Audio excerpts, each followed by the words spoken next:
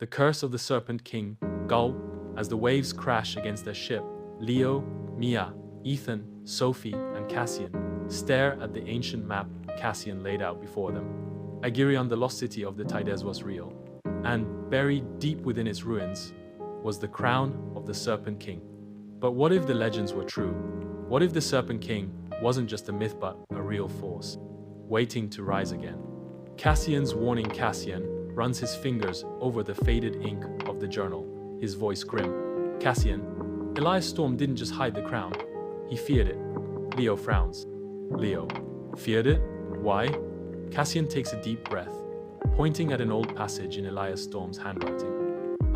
He who wears the crown does not rule the sea rules him. Ethan leans closer. Ethan, what does that mean? Cassian's voice drops to a whisper. Cassian, the crown isn't just gold and jewels.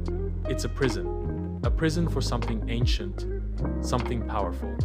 And if Lord Vex wears it, he won't just control the ocean. He pauses, looking at them seriously. He'll wake the Serpent King. Mia's stomach drops.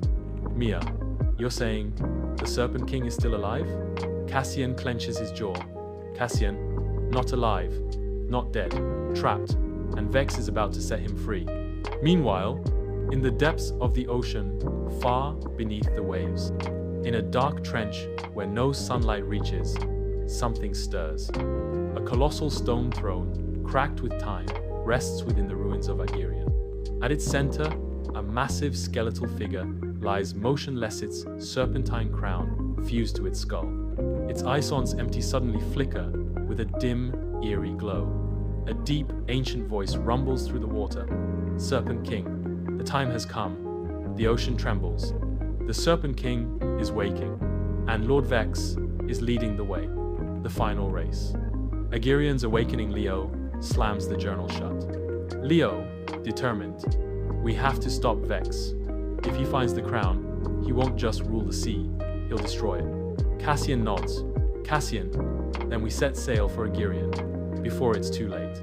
As their ship cuts through the waves, none of them realize, out on the horizon, Vex is already watching them. And beneath the sea, the Serpent King waits. The final battle. The Serpent King's wrath, Kazhamida, the waves churned violently as Leo, Mia, Ethan, Sophie, and Cassian sailed toward the lost city of Agirion. Beneath the surface, the ruins of the ancient kingdom glowed faintly, whispering secrets of the past. But they weren't alone. Lord Vex's ship loomed in the distance, its black sails slicing through the stormy sky. At the bow, Vex stood tall, the crown of the Serpent King held in his hands. His voice echoed across the sea. Lord Vex, smirking, you children have done well, leading me straight to my prize. Lightning flashed. The moment Vex placed the crown upon his head, a deep, monstrous roar erupted from below. The ocean split apart. From the depths of Agirion, the Serpent King roses his massive skeletal frame, covered in glowing blue runes. His empty eyes now filled with life, once more.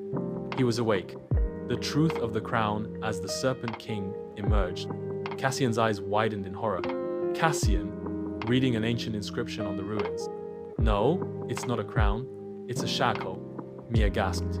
Mia, what? Cassian turned to them, his voice frantic. Leo, realizing the danger. If Vex wears it, the Serpent King will make him his puppet.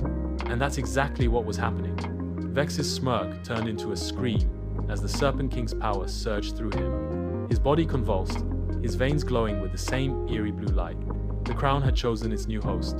Serpent King, his voice shaking the sky. You dare claim dominion over me? Foolish mortal. Vex's body froze and, then, he was no longer in control. His once commanding eyes turned hollow, his limbs moving against his will. The Serpent King had taken him. Mia, horrified. We have to stop this. If we don't. But before she could finish, the Serpent King raised his arm, and the ocean obeyed.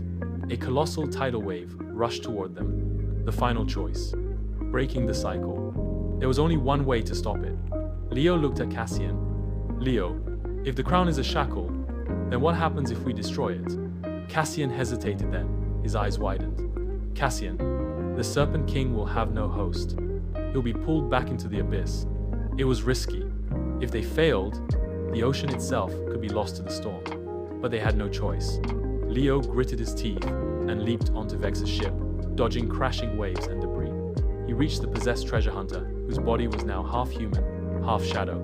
With everything he had, Leo ripped the crown from Vex's head and smashed it against the ship's mast. Ah, crack! The moment the crown shattered, a shockwave of energy blasted outward. Vex collapsed. The Serpent King's form began to break apart, his skeletal body turning into nothing but mist. His voice echoed one last time, Serpent King, whispering, fading away. This is not the end. Then, in a final burst of light, the storm ended. The sea calmed, and the Serpent King was gone. The aftermath. A new beginning. As the sun rose over the ocean, the ruins of Aegirion settled back into the depths, its secrets safe once more.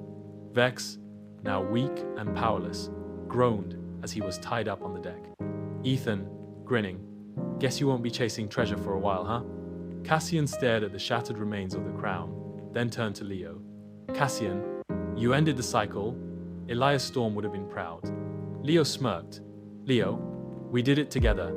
As their ship sailed into the horizon, they knew one thing for sure: the legend of the Serpent King was over. But the next great adventure had only just begun. The end. The end of Karuza